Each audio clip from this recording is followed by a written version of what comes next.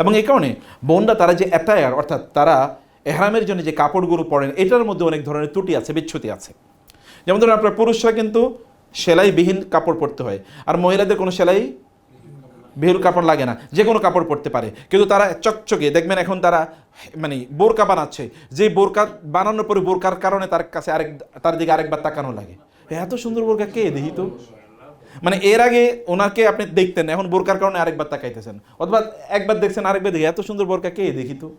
অথচ রাসূল সাল্লাল্লাহু আলাইহি ওয়াসাল্লাম বলেছেন কোনো নারী তিনি যেন পারফিউম ব্যবহার করে ঘর থেকে না যান, যদি যান তাহলে কি হয়, ইস্তাশরাফাহা শয়তান, শয়তান তাকে কি করে, ফলো করে।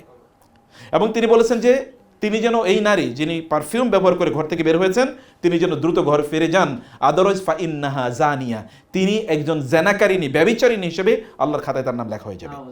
কি ভয়াবহ কথা! কারণটা কি?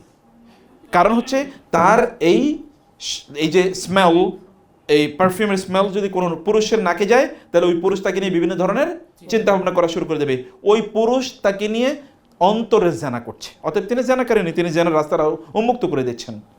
কি পরিমাণ জায়গা তাকে সতর্ক থাকা লাগে। অতএব তাকে এমন পোশাক পরে যেতে হবে যেই পোশাকটি সেলফ অ্যাট্রাকটিভ না, মানে এটা অন্যকে আকর্ষণ করে না, এমন পোশাক তাকে পরে যেতে হবে।